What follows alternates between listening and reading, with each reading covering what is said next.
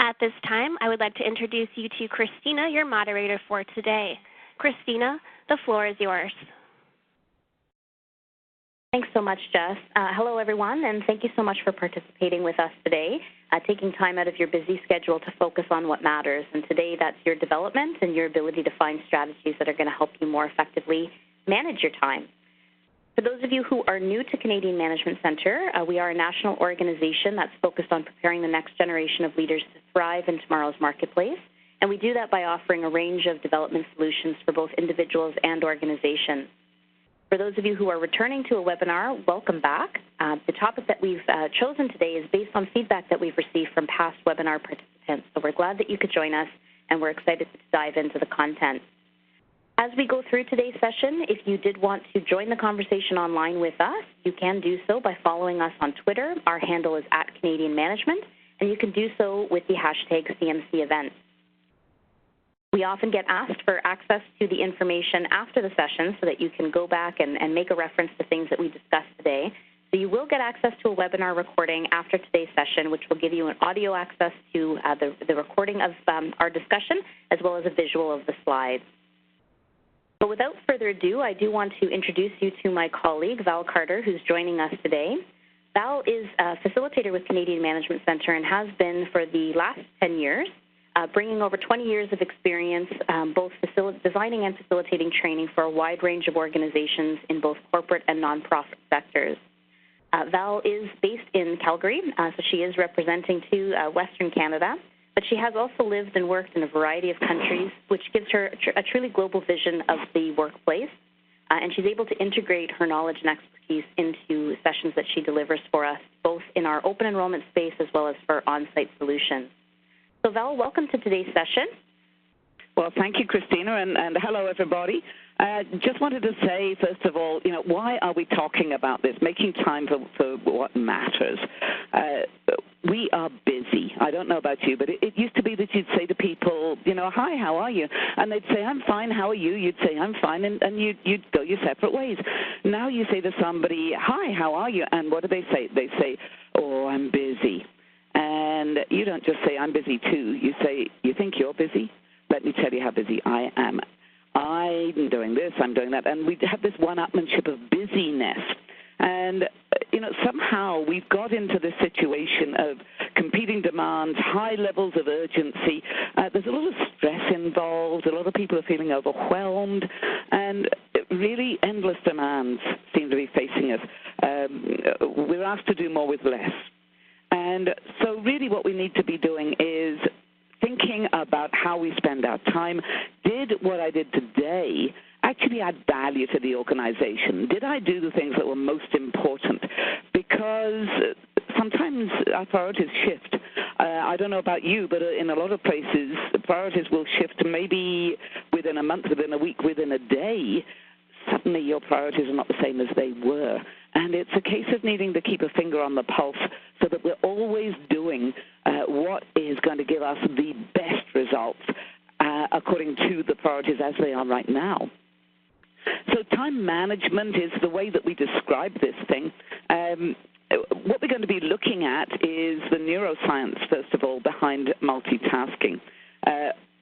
Why it might not actually work. Now, shock horror, we do an awful lot of multitasking, but it might not be the best way. We're going to be looking at that. We're going to look at some ways to focus your mind to get better results. And here there's going to be some ideas that you may have tried and others that you may not have done. So it's a case of really trying them and see which ones fit for you. Getting clarity on the priorities, as I just was talking about that. And I think really with that, it's asking good questions. What is our priority right here, right now? And having productive conversations with your leader as those priorities shift. What are the things that are keeping them awake? What are the things they want you to be working on? And then managing up. So having a kind of coaching conversation with them to explain what you can do and what you can't. And what it's all about is managing ourselves. We can't stop time. Everybody gets the same 24 hours.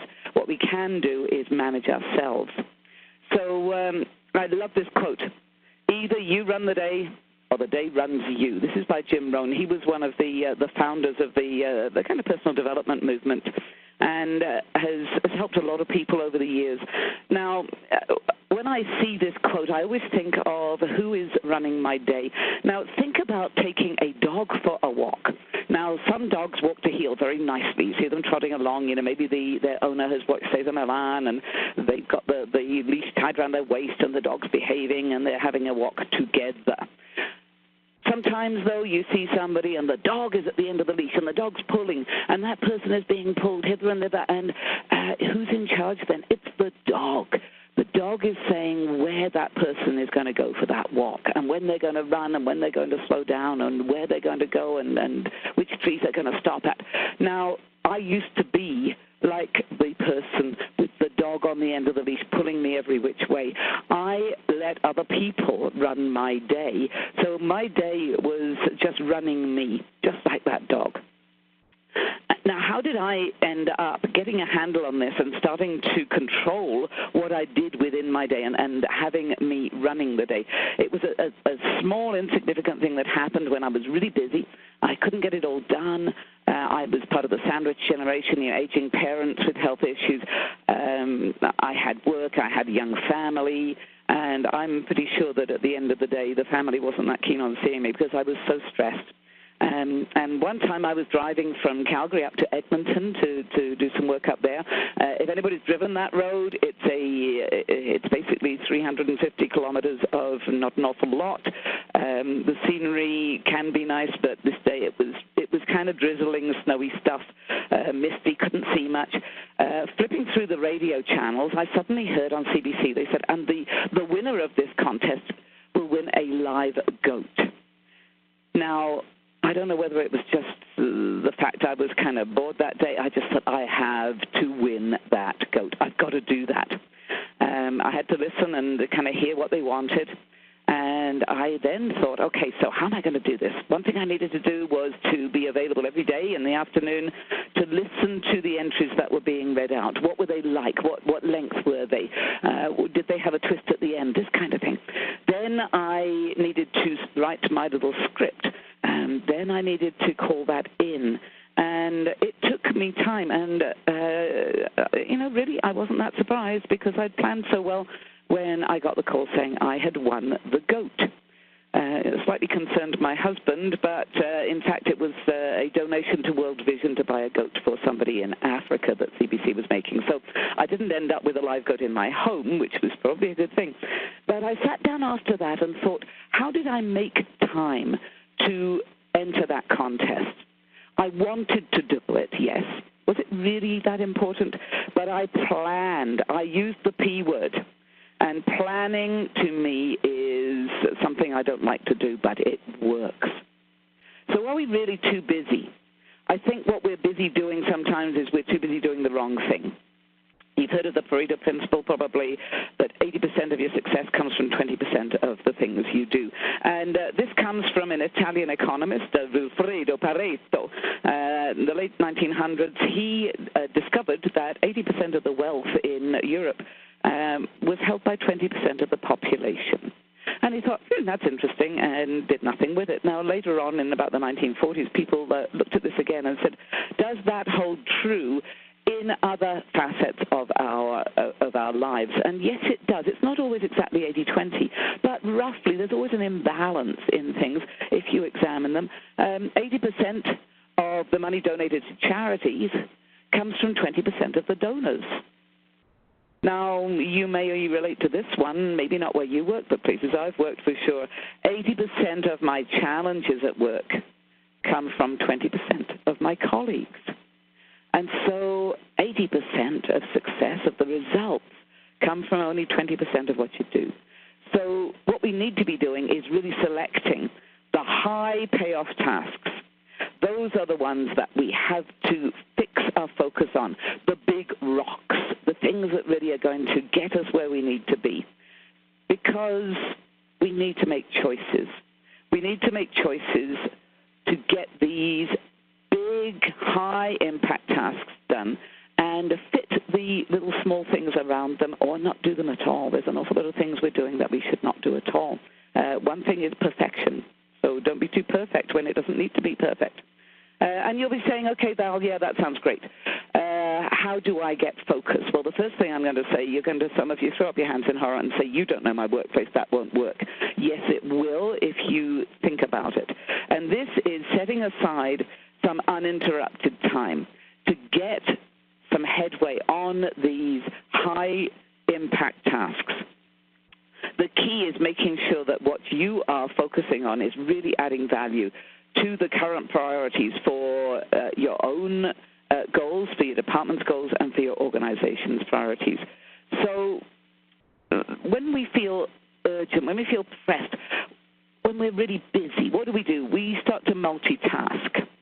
That multitasking, that's doing more than one thing at once, or not really, we can't do two things absolutely at once, but focusing our minds in more than one place at once in little short bursts. So a little bit of attention here, a little bit of attention there, and working on maybe 2, 3 or more things sort of in sequence, but with this rapid flashing between one and the other. So what I'd like to do right now is to get a snapshot of where you are. So, Christina, maybe you would help us to get some answers from the people online today. Yeah, great. Thanks so much, Val. So we are opening up a poll right now on the right-hand side of your screen, and in front of you you'll see the question, which is, what kind of multitasker are you? Are you A, a heavy multitasker, B, a moderate multitasker, C, minimal multitasker, or D, an exclusive unitasker, which means that you almost always focus on one task at a time? And I think that this word multitasking is interesting. I actually, as we were preparing for today's session, I Googled, when did multitasking become a word? Because it is something that is just so ingrained in our language and in the workplace. Job descriptions say things like, effective multitasker. We're proud of ourselves when we can effectively multitask. But I couldn't really get an answer on when it became a word, but for as long as I can remember, it has been something that we've been praised for when we've been an effective multitasker. So as the results come in, Val, it looks like, based on what we're seeing, the majority of people who are on the line today selected B, moderate multitasker. Wow. So they often do more than one thing at a time. The next option is 27, heavy multitaskers. I'm almost always doing more than one thing. And then the third option is minimal multitasker. I tend to focus on the task at hand, but will occasionally multitask. And we have 1% in option exclusive unitasker. 1% exclusive, wow. And so looking at that, with just over 50% moderate, 27% heavy, that's over three-quarters of the people online today are really focusing on more than one thing at a time, if not a lot of things at one time. That is a lot of stress involved, I'm pretty sure, for those people. So thanks for joining us. Hopefully we can reduce some of that stress on you today. So looking at this picture of the person juggling, do you feel like this? I've felt like this some days. And multitasking fools us into thinking that we are doing more. Now, does it really? There's a cost to it. Think about your computer. Your computer is running along. You're doing something, maybe you're writing a document, you're in Excel, whatever you're doing, and then you decide, okay, I need to download a PDF, I need to upload some photos, I need to stream some video, I need to copy some files over. When you ask your computer to do all that at the same time, it can't do it absolutely the same time. It will flash in and out of these different programs. And that's what multitasking is like. What do you notice about your computer then? It slows down because it has to keep flicking between one and the other. And so if you ask it to do one thing at a time, download the PDF, it happens faster. Then upload the photos. It's much quicker. And so when we are trying to think about more than one thing at a time, our brain can do it. Yes, it can, but it causes us to be less efficient. So what are some of the realities of multitasking? We're looking at diminished productivity. It makes us less effective. The impact on our productivity, according to many different studies, many research articles, show about a 25% reduction in productivity. That's crazy. Yeah. Impact on our IQ, about a 10-point dip when we're distracted. Something like an email pops in, and we're distracted. oh, wow, there's an email, let's go look at it. And it's a 10% point dip in our IQ. The impact on our quality of work. So more errors, some mistakes, especially when we have to think critically about something, making decisions, trying to find a solution that won't just take us to the status quo, but will move us beyond where we are. And we're less likely to excel. Now, all this right in the middle of that increased stress. And what we're doing to ourselves is asking our brain to focus on a lot of different things, thinking that we're getting more done. In fact, we're not. It's proven by lots of research that we don't get as much done. The reason for this is that our brain has to switch between thoughts and actions. And every time we ask it to switch, we lose a little bit of concentration, lose a little bit of focus. And the time lost is a fraction of a second, just a millisecond. However, over the course of the day, that adds up. Now, if you can use 30 minutes a day more effectively than you are right now, that gives you 15 whole days back in a working year. So 30 minutes a day. I'm not suggesting you sit there twiddling your thumbs thinking, oh, I'm going to have half an hour break. It's the little, okay, my brain has to switch between this and that adds up. It multiplies over time. So what are we doing to ourselves here? We really need to look at how good we are being at multitasking. There are places it's good, but a lot of times it's actually costing us time. And so we need to get a handle on that. There's a lot of comments coming in on the chat panel, Val, relating to what you're talking about, and I think in some ways some relief as well. People complaining or were concerned that they thought age was actually causing their brains to slow down and to lose focus, concentration, and the ability to remember things, when in fact it's probably the busyness of what we're experiencing and the impact of multitasking on our brains that's causing some shift and some impact in our ability to focus, to get results, and to remember things. Absolutely, because our brain's trying to hold on to all these thoughts. It's really tough, really tough. And this is where we turn to neuroscience. There's a cognitive cost. There's a cost in our brain of switching back and forth. There's a lot of time wasted in focusing and refocusing. We have our heads buried deeply in something. Somebody comes in and interrupts us, or we go and check our email, or we suddenly think, oh, I've got a thought I need to capture, and we get distracted. The challenge with that is when we go to refocus, there's a time cost in, okay, where was I, and getting back in with as much depth as we were before. It also doesn't allow us any time to have a little break, a little recharging moment. When we have a lot of things in our head that we may need to access very quickly, and that's what multitasking is. We've got a load of things in our brain that our brain is saying, uh-oh, Val wants to focus on this and this and that and the other. And so it's holding all these things in a part of the brain where we can access them very quickly. This is hugely energy draining on our working memory. It really impacts our ability to think through problems, to get to a solution that isn't just the status quo. We solve the problem, but to get to a solution that's going to move us forward, to think creatively, to have good judgment when we're making decisions.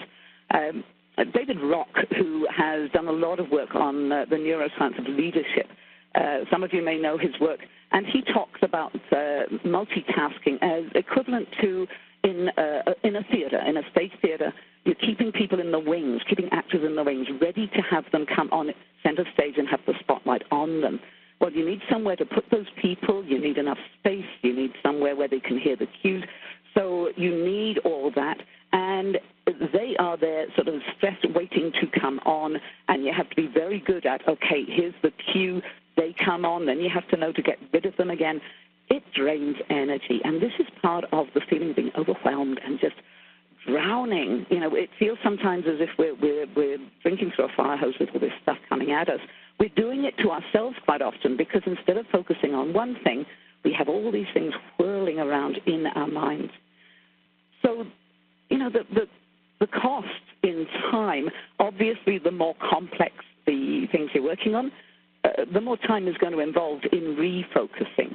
You're working on a really intricate report, and you need to be, for me, it would be pouring through Excel spreadsheets. I'm not good at Excel spreadsheets. I'm a words person. I've got my brain working on all these wonderful pivot tables and things, and somebody interrupts me or I interrupt myself, it's going to take me a lot longer to get my brain back into that than if I'm just reading through an email that I need to send to the boss. So the challenge with multitasking, and research backs this up, it increases our stress. It makes it harder for us to concentrate and focus, and the more we do it, the less we can concentrate and focus. And it's not only at work. You may find that your focus in your home life is not as great if you're constantly multitasking at work. Even if you don't at home, you may find that you're losing that ability. Having your mind wander, you're busy doing something and your mind is off somewhere else. Your memory isn't as good as it was in the past. Well, there's all sorts of reasons that that might be the case, but multitasking does impact your working memory. And from that, then our other forms of memory, our long-term memories sometimes take longer to access because we're jumping around. We've got all these things in our brain. They're in the way of the messages going to our long-term memory. So there's stuff in the way. It's like trying to plow through a snowstorm. You also get that feeling that nothing's ever finished. You don't really know what the final line is. Now, you know, when everybody worked in basically manual jobs, a lot of people did manual jobs. You were digging a ditch. You were making widgets. You were harvesting a field of hay. You knew when the ditch was dug. It was finished. Widgets, 5,000 widgets. You have to make those today. You knew you'd made 5,000. You've harvested the field of hay. You know, you can step back and say, great, I'm done. But knowledge workers, people who use their brains for the most part to work, and a lot of us are in that situation these days, what they need to do is to be constantly thinking. And so sometimes we don't switch off, and then it really impacts what we do. So what I'd like you to do now, please, is just tell us, what have you noticed? We've got another poll coming up. I'm going to ask Christina to just talk you through this one, see how you feel. Thanks, Val. So actually, we're going to open it up into the chat panel so that you can give us a little bit more commentary. It would be nice to get responses from you. So in the chat panel, if you click on the option to send to all panelists, that will allow both Val and I to see it. And give us your thoughts on what are your reactions to what we're talking about in terms of the neuroscience of multitasking. And have you seen these effects in yourself and others? And it just so happens that I was commenting on multitasking as you were speaking, Val, and of course I was trying to type and listen at the same time. And I did actually make a typo. Okay. So that worked out well. But some people are responding now that they have seen the effects. One person mentioning memory. So for anybody who feels like their memory may be slipping on certain things as we're moving in between tasks, that can certainly happen.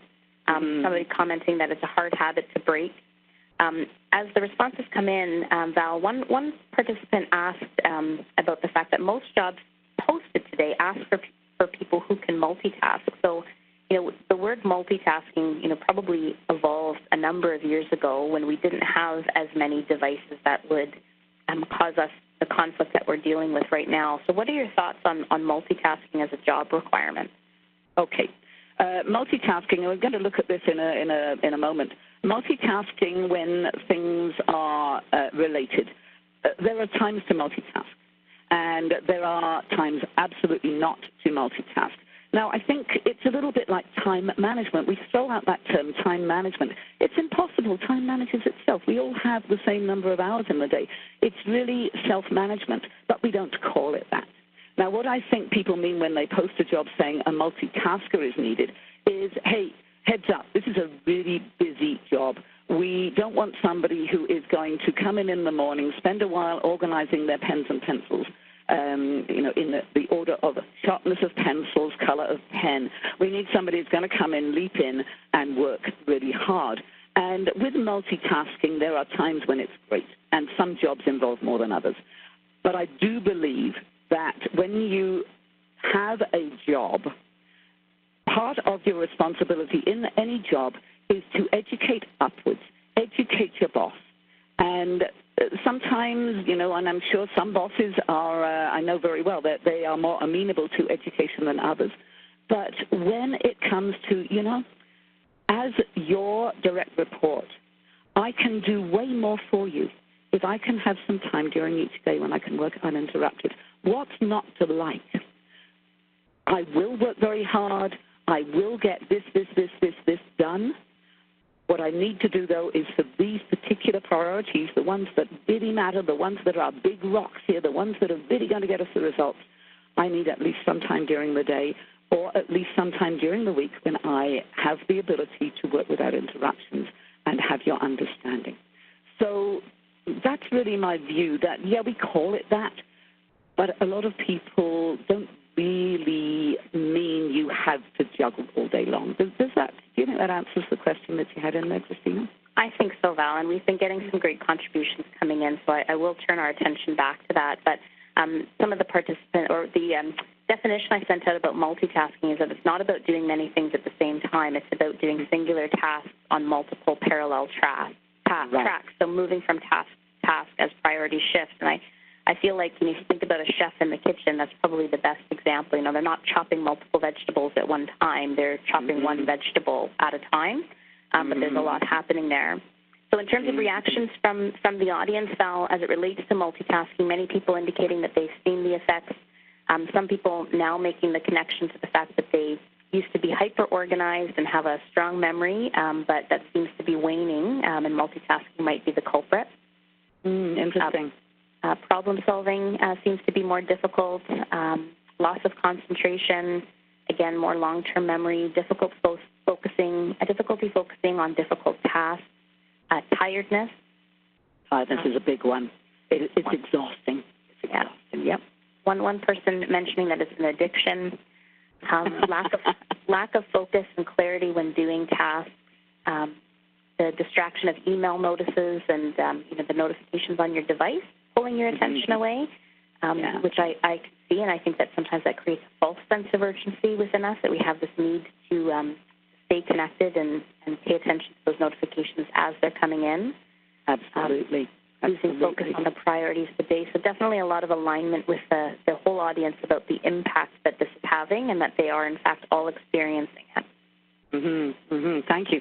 And that word addiction, yes, it tends to become an addiction because we want to get a lot of things done. We want to be super achievers. And I was like that at one time, but I found actually slowing down to speed up worked for me. I was, as you say, trying to do a lot of things in parallel. And, the kitchen analogy is a great one.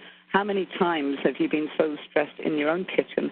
You've got something on the barbecue and you're indoors and you may be making a sauce indoors and something burns, whether it's the sauce or the meat on the barbecue, the veggies on the barbecue, depends on, where you are at that time. And I think this feeling of being useful, we all want to feel useful. We feel we can't get it all done, but we want to be as useful as we can be. And one thing that I learned a long time ago was get over yourself. You are not that important. Every time that little ding, there's a new email, I went to it to see, who's emailing me? I must be important. It boosted my ego that people wanted me. Now, I realized in the end, that's stupid. Otherwise, when I go on vacation, I'm going to have to book 2 rooms, one for me and one for my ego next door because it won't fit in the room with me. Most things, now again, depending on your job, I'm not asking anybody whose job it is to be interrupted all day long. They must respond. But for anyone who can do things, like block a time to answer email, these kinds of things. So we're going to look at all these kind of things that are better than this kind of fractional attention all at one time because it doesn't help. We want to double up our efforts to get everything done, but is there a better way to get things completed? Our brain wants to be efficient. It really does. It wants to do things in the easiest way possible. And so when we're multitasking a lot, what happens in our brains is that it's trying to use the fastest route to get the messages through. What it may do then is it'll kind of short-circuit. It won't actually use the best route to message within the brain. Certainly if something comes in and then you need to focus on your long-term memory, you may not be able to remember anything because it's still zapping around. It's a bit like a pinball machine, it goes zip, zip, zip, zip, zip on those different things that bounce it everywhere. And the messages get confused and they don't go to the right place. And then our brain feels overwhelmed. And what happens then is it can check out. if he's ever been driving, have you ever been driving anywhere when suddenly you think, oh, I have no idea how I just got through those past few red lights. Now, luckily so far, you've been safe. What were you doing, though? You were absorbed in thinking because your brain could not really focus on two things at once. Now, your brain was really looking at your habitual way of driving. It knew when the light turns green, you drive. When the light turns red, you stop. It was keeping an eye out for cars joining you from the right, from the left. However, that moment, if somebody had shot a red light, your brain would not have been looking for that because it was looking at what happens most of the time. How do I drive? It relies on you normally to override its habitual, okay, I am going to drive away from the lights because they've gone green. You need to be alert to say, wait a minute, there's a truck shooting the lights the other way, I need to stop. And that's the part that you maybe will lose. So you're trying to make a good decision. You're trying to come up with a solution to something that's happening. And you might not make a great decision because you can't see the wood for the trees. You're going to go with the tried and true, what you've always done, which isn't necessarily what you're being asked to do these days. You know, a lot of us are being asked to be creative, to come up with a solution that takes us beyond where we are now. And our memory in the end will just have to shut down a little because it can't cope with all this messaging. So it really does hurt the efficiency of our brains. But having said that, you know, when do we multitask? There are some great times to multitask, and I have used this to my advantage. Now, as I said earlier, I dislike planning in the extreme, but I've learned that it's the only way. Plan what to do, plan what not to do. Now, you can multitask if you use two different parts of your brain. So the routine, the habitual, you know, in the shower in the morning. I know how to shower myself. I can do that without thinking about it. And so while my body is washing, you know, soaping, washing my hair, rinsing, I can use the other part of my brain, the creative side, to plan my day. And I find for me that's a good time. Now, when I'm talking about time management strategies, there is no one-size-fits-all. There is no way that I can say, okay, everybody on the webinar, and we have so many people participating today, it's unbelievable. I cannot say, okay, do this, and you will be amazing now at managing your time. Different things work for different people. Some people like to sit and plan at the end of the day. Now, at the end of the day, I'm chasing my tail usually and trying to think, okay, I need to get these things finished. So I find in the morning is a good time for me. And my energy needs time to ramp up in the mornings. I wake up kind of needing a coffee, and so that's a good time for me to plan. And because it's two different things, that's great. Now, when we are waiting, say, for a webinar to start, what I've learned to do is to have things I call my one-minute files. These are files where I drop anything that is going to take me a minute or two, nothing terribly complex. And for electronic things, I drop them into a folder on my computer, on my desktop.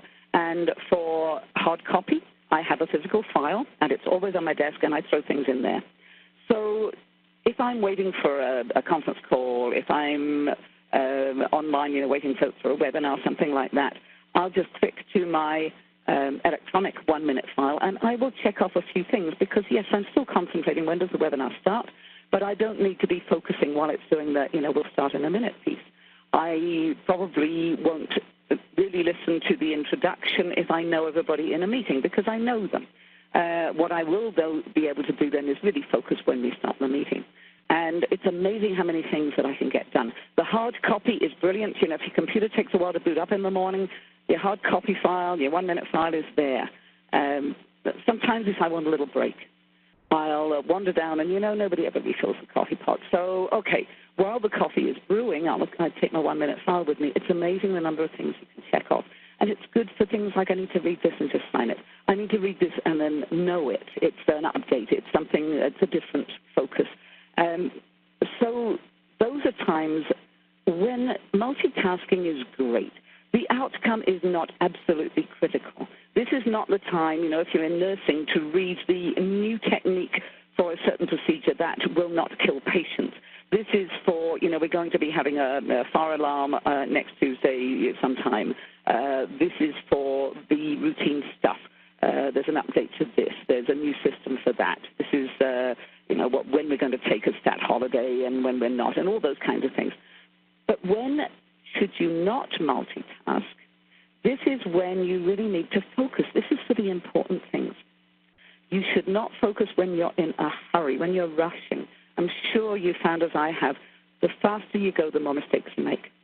And mistakes then mean you've made an error that needs to be fixed. It takes longer in the long run.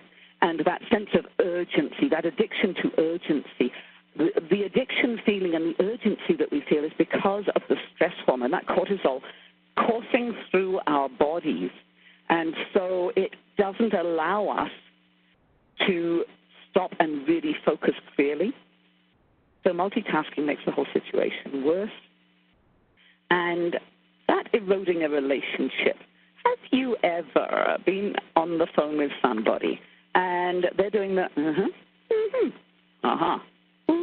you know they're doing something else. You can hear their keys cracking sometimes. They're finishing an email and you know it. Or you go to talk to somebody and they give you the, you know their thoughts are somewhere else. And if you do that to others, those other people recognize that you are focused on your distraction, you're not focused on them. Now, that can cause a real rift in a relationship. If people feel that you're not valuing them, if you're not listening to them, it's important to them. That's why they're talking to you or they're phoning you. You may not find it important, but if it's important to them, you need to find a way of dealing with it, either saying, okay, well, I'm not the right person, or paying them attention because if they're coming to you for help, maybe they're your direct report, you need to make them feel valued. If you don't, you're going to have a rift in that relationship, and it takes time to mend. Now, the other thing is, if you don't focus on what somebody is telling you, you are going to miss some information. Guess what? You're going to lose more time by maybe going off on the wrong tack. Maybe you're not going to remember something because you didn't really listen, and then it takes a lot longer after that to go back and fix what you haven't done because you just didn't listen. And, that relationship takes time to mend. You don't just suddenly say, oh, sorry, I wasn't listening to you, let's be friends again. It doesn't work like that. Once you have made somebody feel undervalued, it really has an impact on your working relationship. Same thing at home. All this works at home as well. So just really thinking about how do I focus solely on what somebody is saying rather than just waiting for my turn to talk or waiting for them to go away. And so before we transition to the next slide there, Val, I just wanted to call out that there still continues to be great contributions that are coming in. And one of our participants, Cora, made a mention here that when I meet with people, I give them my undivided attention. It makes a difference to how effective I am in my interactions. So I think that connects directly to what you were sharing, and one strategy that you can use for people as they're approaching you. If you're finishing something up, that you saying to them, I want to give you my full attention. I just need to finish this. And then they know that you're telling them that I've got to wrap this up. I want to hear what you have to say, and what you have to say is important to me. And that right-sizes their sense of urgency as well. Absolutely. It's treating people with respect. On the other hand, if it's somebody who's always interrupting you and there is no work value, it's learning how to deal with that. And we're going to look at the wonderful word no. The wonderful word no in a while. But I totally agree with you. And Cora, kudos to you. You give people your full attention. One thing with having uninterrupted time each day is telling everybody what's in it for them. Now, just saying, I'm going to work on my own. I don't want anybody to interrupt me. I know that you will get funny looks or people will be talking behind your back. Who do they think they are? It's explaining to people the reason that you and hopefully everyone around you can have uninterrupted time and making it all about them. What's in it for them? When you interrupt me when I am busy, I've got my head focused on something, I cannot give you my full attention. So please, I'm going to work between 10 and 11 each day without any interruptions, and I'm going to put something that's usually something amusing, helps genius at work, or something to remind everybody that I am not to be interrupted. When you do come and talk to me, then I will give you my full attention as long as it's not between the hours of 10 and 11. but you'll understand that my brain is already distracted, so I can't focus on you. It gives them a reason to leave you alone, and I find that works brilliantly. And then, making sure you do, just as Cora said, give them your full attention, and you will be more effective and efficient. So it's really a case of choosing attention and focus in everything you do. Attention on the person coming to talk to you, attention on the jobs that you're doing. And so Val, if we use, I know we can use many examples, but we just think about, somebody made a mention of this online, Stefan saying distracted talking is like texting and driving. It can create a wreck of any given situation. And so, I love that, Stefan. Yeah, well, across many provinces, countries, there's more of a focus being put on the fact that you can't be distracted driving. So that's reinforcing the point that our brains are just not designed to be able to multitask in that way. And I think we have to unwind the perception that multitasking was such a great thing, or really redefine what multitasking actually is, and right. recognize what habits we have that are making us unproductive. I agree. I agree totally with that. I agree with you, Stefan. It really impacts our brain. And so thinking about distracted driving, I call all these gizmos we have nowadays, I call them weapons of mass distraction. And they're everywhere with us. Going into a hockey arena and seeing posters up saying, parents, your children are playing, please watch them, not your cell phone. What are we doing?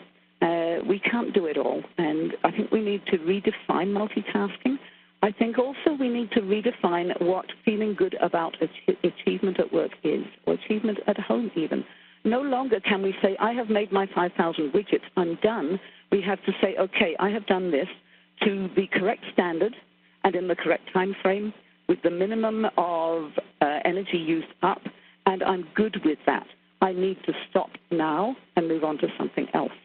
We will never, I believe, get that feeling of I've done everything ever again, because we can always think more about it. So we need to learn to say, okay, when am I done? Some things I have to do absolutely perfectly. Some things good enough is good enough, knowing the difference. I used to be a perfectionist, and wow, when I stopped being perfect in everything, only perfect when it really matters, that really helped me, really, really helped me. Free up a lot of time. So anybody out there who's a perfectionist, please join me in trying to change the world. Good enough is good enough a lot of times. Please, perfect, if you're going to come and revive me if I'm lying on the floor not breathing, I want the perfect treatment, please. But otherwise, quite often, we do things perfectly. We don't need to do perfectly. We'll fill in a form. We'll get the edges of the typing all aligned. It's a form. It's basically filling in our name. Who cares? Let's just move on. But knowing when to do that. So the power of focus, how do we do that? Paying appropriate attention to what has your attention maximizes your productivity. And that's a quote from David Allen. Absolutely, quietening your mind, not distracting yourself. So first of all, look at yourself. Observe your own habits. And what I've found works really well is asking people around me, my nearest and nearest at work, nearest and dearest at home, what habits do I have that you see are not working for me? Because we're self-aware as far as we want to be. But I find asking others helps me really understand what I'm doing. Really think about your focus. How do you focus your mind? What do you do? Is there a particular situation when you tend to multitask and when you don't? Is it when your boss is around? Is it when you're getting to the end of month, reporting? What is it? And so looking at tips for this, your brain's going to be better if you can build your capacity. So we'd really like you to share your brilliance here. What do you do to kick the habit? What have you done? What helps you focus? Just going to hand this over to Christina to set up the chat panel poll. Yeah, so there's chat already coming in. One person, Mark, just indicating I just turned off my email notifications. So it's such a freeing experience, Mark. Congratulations. Well done, Mark. Amanda indicating that she makes lists. Someone else, Emmy suggesting every morning I take a minute to breathe deeply so that I don't rush through my day and can treat my time with mindfulness. Wow. More coming in here. So again, deep breathing, turning off the phone, to-do list, and then a daily triage of activities. So that would be your prioritizing. A triage, yeah, lovely. Somebody making a mention here, Jane's mentioning, I'm focused when I'm doing my favorite things. And I think that that's a great connection, because procrastination can kick in when we have things that we need to get through, but we want to get to the things that bring us that gratification. So sometimes you have to reorder those things and put the things that you don't enjoy as much up front so that you'll get them done, and reward yourself with the opportunity to then work on some of your favorite things or the things that really motivate you, assuming that that fits in with your priorities. Absolutely, yeah. We tend to do the things that we like to do that are easy, and that leads to putting off the big things that we should be doing quite often, because we don't really know where to start, so we pretend we don't have time. We do have time, we just haven't chosen to work on that. Yeah. So Joan is saying that she's learning how to plan ahead. Candace is indicating no electronics. Rochelle's blocking important tasks within her calendar. Lisa's saying, I have an office so I can close the door part ways to concentrate better. Even so, I find, it's a great strategy, but we teach people how to treat us. So if somebody knocks on the door and sticks their head down, do you have a minute? The moment you say yes, when you're trying to concentrate, you've blown it, unless it's a real emergency. You should be teaching people that you're not to be interrupted. It's hard, but it works. It really works. I will come and see you after 11 o'clock when I can give you my full attention. Is a lovely answer. So lots of other things coming. Some people are using headphones and open office concepts, so that shows that you're focused on something. Quiet time when driving into the office. Tim is actually taking his lunch break without his cell phone, so that it's distraction-free and an opportunity to recharge. Oh, Tim, good for you. Great. Someone making a list on Friday of priority tasks. Knowing what I have to accomplish makes me prone to do them one at a time into the next week. Excellent. And people scheduling full days for different things. So Mo says, I clear my Tuesday for Focus and Development Day. So happy that our webinar lined up with your Focus and Development Day, Mo. That's great. So fantastic strategies and suggestions. And what I like is that, we are working together and thinking about different ways to do this. And sometimes it's just an awareness piece. And I'll just make one last point here from Bill. My wife will love me for undivided attention when I am with her. I will not be thinking of other things when I talk to her or when listening to her. And to your point, Val, like the undivided attention for anybody, whether it's your children, your partner, or your colleagues, that is such a gift that you can give them to truly zone in and focus on them, and they'll feel the difference between distraction and not. Absolutely, Christina. They really will. And I found, I was trying to do everything for everybody. I was very much a yes person. Why was I doing that? Because I wanted everybody to like me. But what I found was they liked me more when I said, this is not a good time. Come back at this time and we will talk. Or even better, leave me a note on a whiteboard. If you find the answer to what it is, come and erase it, so that I didn't have to do all the running.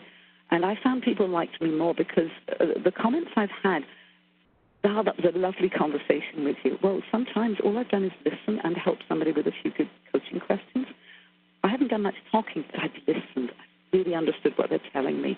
And people appreciate it and they like me way more. And it's simply that I realigned my priority into, okay, I need this time when I'm not interrupted and this time when I can focus on others. So, it's a case of building new habits. And certainly some of the CMC programs will really work you through these. They're brilliant at giving you new ways to look at yourself at home and at work. As Bill says, his wife will like that. But when you go home after a day of heavy multitasking, you're stressed, you're frustrated, you hit heavy traffic, or you're standing on transit, and I'm sort of vertically challenged, so I'm always nosing somebody else's armpit. I get home, and it's not a good feeling. If you can go back home with that rather more serene approach and really be a person who is there fully present for your friends and family, it makes a big difference. And it's also that healing for you. You have that recovery time. So certain things, I haven't got time to go through them all, but certain things that I've found work for me. Checking email twice a day, letting everybody know that's what I'll be doing. So sometimes it's a reminder to people when they send an email in.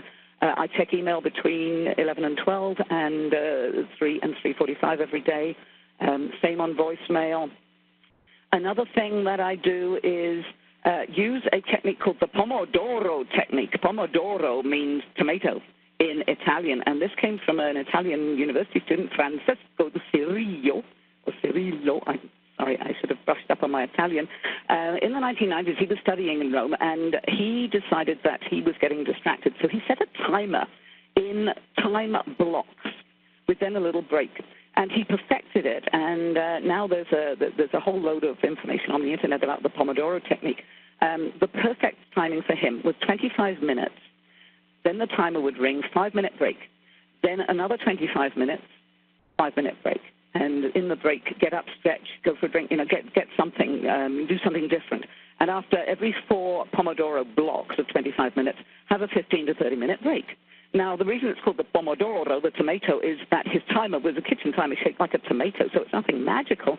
But I found that, and that works for me. It's brilliant in that sometimes I'll find I want to go on a bit longer than my 25 minutes, but I know having that break and then refocusing, I can refocus way better. And as I got better at that, I find that I can then estimate, okay, I've got this report I need writing, I've got this training program that I need to write or to facilitate, I need to prep for. And I think that's going to take me, 6 Pomodoros. And so I can start to plan my time with those blocks in mind. Certainly it makes me less stressed. I find that I can then focus on my big rocks, my huge high payoff items that I need to achieve. And it stops me doing so much of the busy work. Do I really want to spend a Pomodoro on doing busy work, like, reading about the office party? No, I don't. I want to spend my Pomodoro doing this. And I find that works really well. So, I do want to get into one of those big rocks, which for many of us is our boss. So appreciating our time and that we're getting close to the end of the time, we do want to open up a second poll to find out about what your biggest challenge is in saying no to your boss. So, again, the poll's opening up on the right-hand side of your screen. So give us your feedback on, what's your biggest challenge. And the reason we included this is because we hear from a lot of our clients about the fact that saying no to your boss is one big challenge in terms of managing your priorities. So you do need to get aligned to the organizational priorities and make sure that you are working on the things that are important. And sometimes that may require us saying no to our boss. So if you give us your feedback on these responses, we'll review some strategies for saying no. Mm-hmm. And continue through to wrapping up the session for you. So biggest challenge in saying no to your boss, looks like you're not a team player. I feel bad saying no, which is a likability factor for some of us. It might negatively impact your reputation with them or others.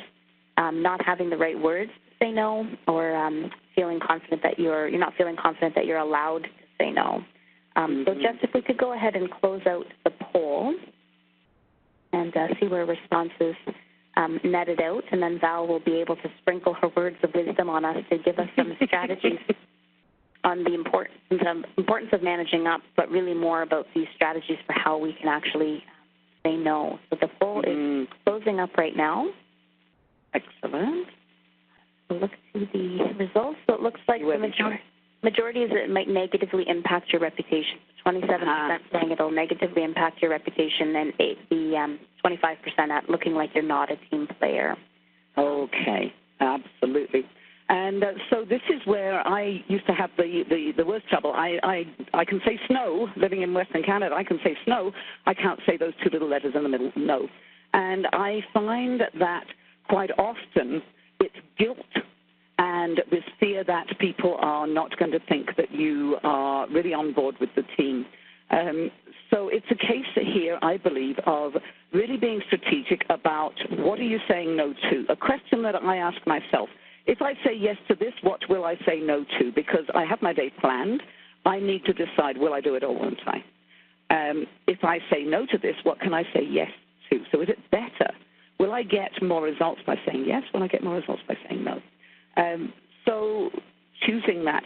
Rejecting it, I'm really sorry, I just can't help you. Redefining it. So I can't do it all. I could help with this part. Maybe next week I could do the rest. Reprioritizing, so this one is, if I have to start to work on this right now because it's a sudden new priority, which one of these other priorities I'm working on would you like me to put on the back burner? And this is where I find you've got a visual. Maybe you've got it written up on your whiteboard, what you're working on for this week. Your boss can see that. Obviously, if there's somebody to delegate or outsource, that's great. Not always possible, but it can be really good to, should I really be doing this? Is this just something I like doing? And so negatively impacting your reputation, I think, is cured more by going to your boss saying, I can do so much more for you if you allow me to work with you on our priorities here. If you keep me updated on how your mind is thinking, what are the priorities that are really important to you, and could we talk about it each time you run in and say, hey, got a new idea. Let's talk it through. Okay, what do I drop? And the reputation and the team play, everything go together. I think really coaching your boss is critical here. Certainly, I could talk all day on that, but I know we wanted to keep moving. But CMC has certainly a lot of help in their programs on how to say no. So Stephen Covey, a kind of guru about all this stuff. The key is not to prioritize what's on your schedule, but to schedule your priorities. What do you need to get done? Put those on your to-do list first. Don't just put everything on your list. What is it that you absolutely have to get done? And we don't spend enough time thinking about what should we be doing. We spend more time about when are we going to do all this stuff. We can't get it all done. And just understanding that was very liberating for me. Just can't get it all done. What do I need to do to be most effective? Works at home, works at work. So thank you so much, Val. I know it's very easy to have us run over time on a topic like this, and the no, it's time management. We need to stop. I know, but the interaction that we've had from everybody today has been wonderful. Looks like there's a lot of relatability to the content. But I do want to just emphasize here that, when we say the key is not to prioritize what's on your schedule, but to schedule your priorities, one of the other key points that we hope we've left you with today is that you are a priority. So in order to be able to be mindful and focused on what it is that you're working on, you do have to take care of yourself. So the individuals who are providing tips that are talking about deep breathing, taking some disconnect time, taking your lunch to actually enjoy lunch and just take time away, shift your brain out of task mode into reflection mode will help to make you more effective and to help quiet the noise that is around you. So there's several tips that Val has shared with us in terms of don't fall into the trap of multitasking. Learn to build your capacity to focus, which means scheduling that uninterrupted time. Clarifying what you should be working on in terms of organizational priorities. Learn to say no in an appropriate way, and Val has shared with us some brilliant suggestions for doing that. And then lastly, watch for shifting priorities and adjust accordingly. So we do have several courses connected to this topic. One's a 2-day program and another one is a 1-day program that you can certainly check out for some additional insights on how you'll be able to focus on this. And to use the leverage strategy that Val shared previously on the webinar is help people understand what they'll get out of you if you're able to invest in yourself by building your capacity to focus. Do take some time to tell us what other webinar topics you're interested in. And for those of you who are listening today that are looking for your PDU accreditation, you can find that on the slide right now, which will give you the details about how to claim your PDU for this session. We have also just released our guide to productivity on our website, so we encourage you to go and check that out. And there was a resource that we shared in the chat panel on how to train your brain to thrive from 9 to 5 in the free resources section of our website that you might want to take a look at. So again, you will get access to a recording of today's session. Val, I do want to thank you for sharing your stories and insights, very relatable for our participants today. And for everybody on the line, thank you for your engagement, for making time for yourself, and we wish you the best of luck in focusing on what matters. Thank you. Okay, thanks, everybody.